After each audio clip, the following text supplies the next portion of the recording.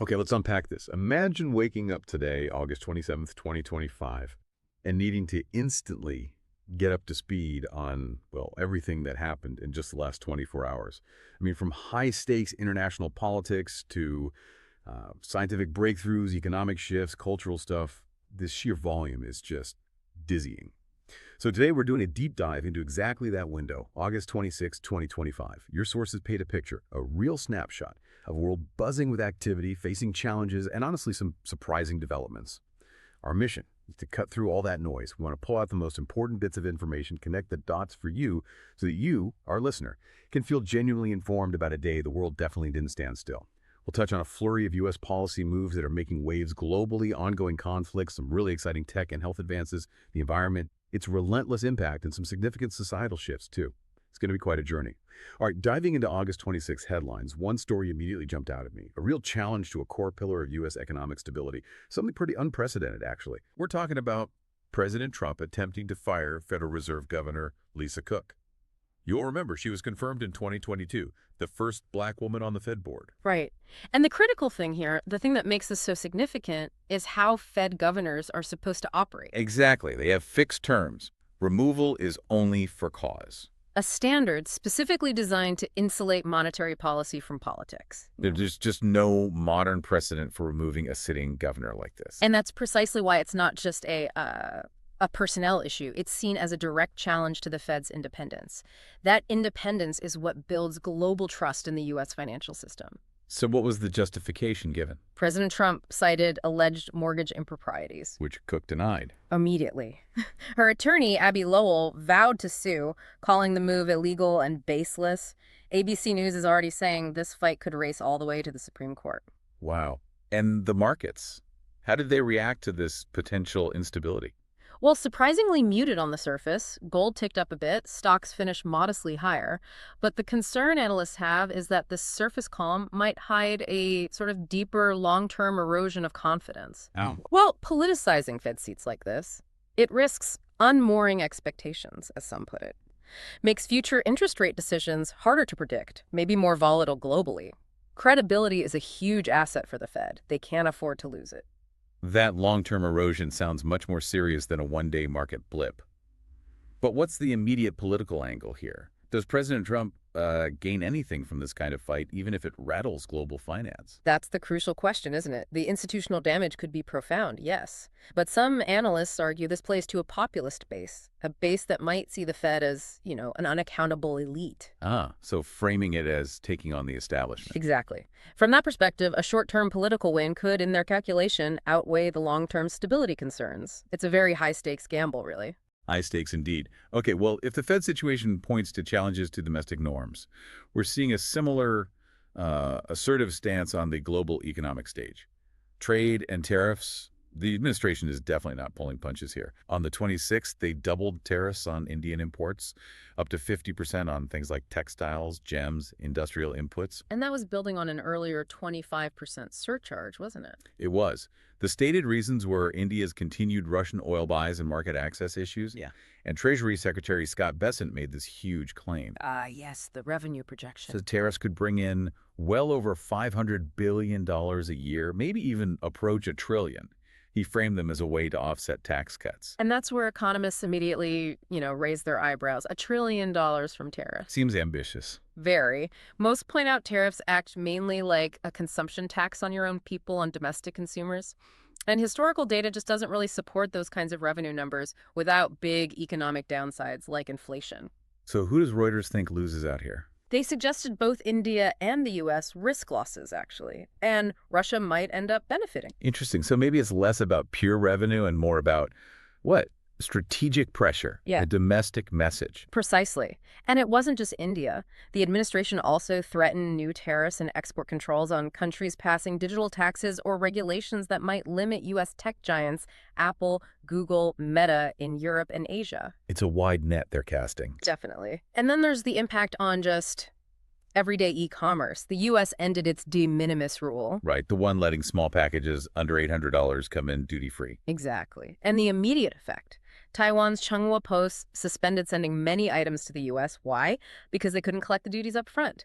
Japan Post, Australia Post, They announced similar pauses. Wow, that really shows how fast these policies can hit at ground level, affecting regular online shopping for you and me. It really does. Okay, so moving from these global economic moves, let's look closer to home again. There's this fascinating tension playing out. Federal power versus local control. A new order came down, broadening the National Guard's role in handling domestic unrest nationwide. This follows that controversial move putting D.C.'s own Metropolitan Police under federal command. And the pushback was pretty quick, wasn't it? On August 26th, D.C. police commanders actually warned publicly that this federal surge was alienating residents, making things worse, not better. And then you had New York City's Mayor Adams. Right. Eric Adams flat out said no National Guard deployment in his city, rejected it completely. And other cities are reportedly bracing for similar federal interventions. Polls showed most people in D.C. didn't want the federal takeover either. This really throws a spotlight on those ongoing debates, doesn't it? The balance of power, the limits of federal reach into local affairs. What's crucial here, legally speaking, is the potential for court challenges if these deployments happen without local consent. Especially in states where the governor controls the Guard. Exactly. D.C. is unique, being federal territory. But the reaction from places like New York, it signals a much broader resistance to Washington dictating local policing. So it's boiling down to fundamental principles of who governs locally, not just the immediate security issue. Absolutely. It's about who decides how communities are policed, local autonomy versus a federal mandate. It's a very fluid situation, could have big constitutional implications down the road. Okay, leaving those power dynamics in Washington, let's shift our focus back to the global stage. Some of the world's most difficult, frankly heartbreaking conflicts are still unfolding. The war in Gaza continues, tragically. On August 26th, a strike hit Nasser Hospital in southern Gaza. Reports say at least 20 people were killed, including journalists. And the Israeli military's response. They said they were targeting a Hamas surveillance camera near the hospital. But an incident like that, hospital strike, it inevitably fuels outrage. Widespread outrage. Yeah. And the crucial thing is how these military actions echo politically. Especially with ceasefire talks supposedly in progress. Ah, exactly. Yeah. This happened just as Hamas had reportedly accepted a 60-day ceasefire proposal. So the timing is significant. Hugely. And within Israel itself, massive protests erupted. At least 350,000 people in major cities. Demanding what? Demanding a ceasefire and immediate government action to get the hostages back. So it shows how tightly linked everything is. The fighting on the ground, the high-stakes negotiations, the pressure from the public, the deep divisions, it all feeds back into itself. A truly complex and devastating cycle. Meanwhile, Ukraine, another critical situation we're tracking. Yeah. The front lines there are still shifting, even after 3 years of war. On August 26th, Russia claimed gains 2 villages in Dnipropetrovsk, and a new major ground offensive started in Donetsk. But at the very same time. Right. Simultaneously, peace talks were happening in Washington. President Trump, President Zelensky, European leaders, all meeting. That creates this strange seesaw effect, doesn't it? Military escalation happening alongside diplomatic efforts, almost contradictory. It does, and the wider impact. Well, the economic fallout is huge. Markets watch nervously, especially oil prices. And the human cost. Millions of Ukrainians are still displaced. Aid groups are warning the crisis is getting worse. So this tension between the battlefield and the negotiating table makes it incredibly hard to see what comes next. Very difficult to predict. These conflicts, they really underscore how humanitarian crises and political instability are just deeply intertwined now, all over the world. Look at South Asia. The monsoon turned deadly on the 26th. India released dam water warning Pakistan about downstream floods. Pakistan had to evacuate over 150,000 people. And there was that landslide, too. Yes, near the Vaishno Devi pilgrimage route. Killed dozens. Just It's tragic. like conflict adding to the misery. Simultaneously, Pakistan's military launched a big operation against alleged Taliban hideouts in Khyber Pakhtunkhwa. That displaced another 100,000 civilians. So you have climate disaster and conflict converging. Exactly. And we see similar patterns elsewhere. Like in South America. In Colombia, at least 34 soldiers were seized by armed civilians in Guaviare. This was after clashes with FARC dissidents killed a commander. It just highlights how fragile the security situation remains. And Sudan. The situation there is dire. Horrifically so. Yeah. In Darfur, the Rapid Support Forces, the RSF, attacked a displacement camp in Al-Fashir, a camp already suffering from famine conditions. At least 40 people killed, many more wounded, vulnerable civilians. International groups called it war crimes. They did. What this really shows across South Asia, Africa, South America, it's the new reality of humanitarian crises. They're not just single events anymore. They're these compounding disasters. Climate change makes existing political fragility worse. Creating this awful cycle. Relentless cycle of displacement, famine, violence that our current aid systems often struggle to cope with. It's a huge, urgent challenge demanding global attention. It paints a grim, interconnected picture. Absolutely. Yet, amidst all these huge global challenges, these unsettling shifts, August 26 also gave us glimpses of human ingenuity, innovation, exploration. Let's pivot to some, frankly, exciting developments. Health, for one. Eli Lilly reported positive phase 3 results for its new weight loss pill, orforglipron. It's an oral GLP-1 for adults with type 2 diabetes. And the results were good. Very positive. Patients lost an average of 10.5% of their body weight, saw better cardiometabolic health markers. Which paves the way for regulatory filings. Supports submissions later this year? Yes. Investors were obviously happy. It heats up the rivalry with Novo Nordisk in that huge market. And then shifting from personal health to, well, cosmic ambition, SpaceX had a key test. Right. The giant Starship rocket, it cleared a major hurdle on the 26th, deployed dummy Starlink satellites, tested new heat shield tiles during re-entry. This was seen as a big confidence boost, wasn't it, after some previous failures? A much-needed confidence boost, exactly. And it has big implications for NASA's Artemis moon plans, and obviously for expanding the Starlink satellite network itself. You know what's fascinating about those two stories together? What's that? One is about improving individual health right here on Earth. The other is about reaching for the stars. But both represent these potentially huge leaps forward, things that could genuinely reshape industries and maybe even our daily lives down the line.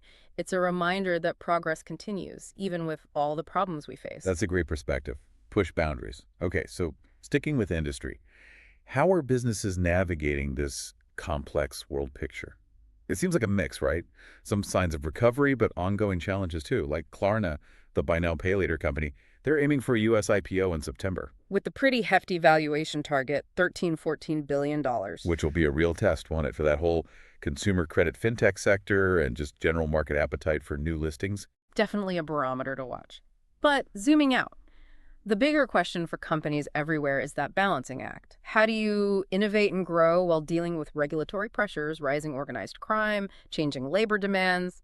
It's tough. We saw examples of those pressures too, didn't we? We did. China's property crisis rumbled on. Evergrande Group was actually delisted from the Hong Kong Stock Exchange. A big symbol of those wider financial vulnerabilities. And raises more doubts about whether Beijing can really contain the fallout. Then closer to home, Home Depot. Yeah, facing their largest ever coordinated retail theft case.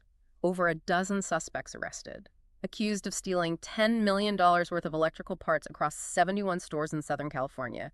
It's a stark example of that organized retail crime problem. And labor issues. Down in Australia, Qantas got hit with a big fine, $90 million. What for?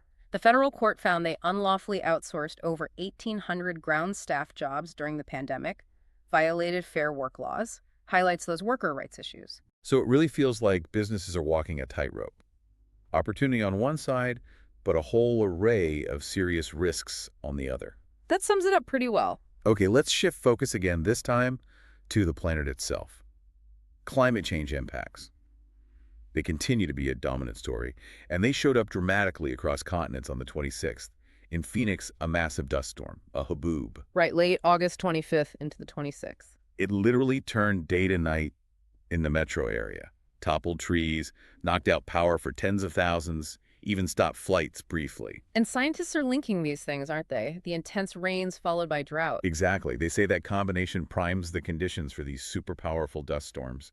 And it wasn't just dust storms, wildfires too. Yeah, the wildfire season really intensified across the western U.S. Yeah. Fast-moving fires, high temperatures, strong winds, smoke impacting air quality, evacuation warnings in the Pacific Northwest. And even historic sites aren't safe. Spain saw a large wildfire tear through Las Medulas. The UNESCO World Heritage Site. Yeah. The Roman gold mines. That's the one. Destroyed centuries-old chestnut trees, tourist buildings. This followed a severe heat wave and drought there. And floods elsewhere. In Chattanooga, Tennessee. Severe rains caused flash floods. Tragically, 4 people died, including a child. Over 100 residents displaced. Highways shut down. It's just Relentless. Well, all these different events, the dust, the fires, the floods, what they really underscore is this weather whiplash we're seeing more and more. Swings between extremes, and it highlights the urgent need for better climate adaptation strategies globally. Absolutely urgent. Okay, so beyond the environment, August 26th also showed us the ongoing human story. Our struggles, our politics, even our pop culture. Sadly, closer to home, the day saw another grim reminder of gun violence in the U.S. Multiple shootings reported, resulting in several deaths, Mount Carbon, West Virginia, one in California. Reigniting those familiar, deeply entrenched debates about gun control versus gun rights. Familiar arguments, but the tragedies continue to expose those profound societal divisions. And those kinds of deep divisions aren't just an American issue, are they? We see them elsewhere. Like in the UK. Right. Nigel Farage, leader of the right-wing Reform Party, made a pledge on the 26th, said if his party gained power, they'd exit the European Convention on Human Rights, carry out mass detentions and deportations of undocumented immigrants. Which would be a huge shift. Huge. Sparked immediate condemnation, naturally, but also highlighted just how divided the UK public is on immigration. And political instability in France, too. Yes. Prime Minister Gabriel Attal announced a high-stakes confidence vote for next month. It's widely expected his centrist government could collapse due to opposition over reforms. Adds another layer of political uncertainty within the EU. Feels like a lot of political churn globally right now. It certainly does. But then, sometimes you get these moments that connect us differently to our past or just bring a bit of light, like that archaeological find in Denmark. Oh, the submerged Stone Age settlement. Yeah, in the Bay of Aarhus, over 8,500 years old, offers new clues about prehistoric life, how early humans adapted to rising sea levels back then. A powerful reminder, isn't it, how climate change has impacted humanity for millennia and shapes our heritage, past and future. It really is. And then, on a completely different note, the celebrity news. Ah, yes. Taylor Swift and Travis Kelce. Reportedly engaged after a private proposal in Paris. Which, caps off this year-long pop culture phenomenon that's had ripples everywhere, from NFL ratings to tourism. Yeah, true. And host after all the, frankly, heavy news we've covered. Maybe a bit of celebrity romance is the palate cleanser we all needed. Maybe so. But stepping back for a second, what does it all show? That incredible range of human experience all packed into a single day. Tragic challenges, political fights, yes, but also profound discoveries and the sheer unifying power of pop culture sometimes. Just reminds you how we're constantly grappling with the past, present, and future all at the same time, often within the same 24 hours. So what does this all mean for you, listening in? We've just taken this deep dive into August 26, 2025, a day, as we've seen, filled with incredible complexity, serious challenges, but also moments of real human achievement and breakthrough. We really hope this has given you a shortcut, a way to feel truly informed about the currents shaping our world right now. You can see the connections, right? How a tariff decision affects a shipping route halfway across the globe, or a political move rattles a distant market. It's all interconnected. Which really leads to a final thought, an important question perhaps. Looking at everything we've touched on today, the politics, the conflicts, the tech, the environment, the culture, which one of these diverse stories do you think will ultimately have the most profound, the most lasting impact on our global landscape in the years ahead? And why? Something to mull over. Definitely something to think about. Thank you for joining us for this deep dive into the world's events. We'll see you next time.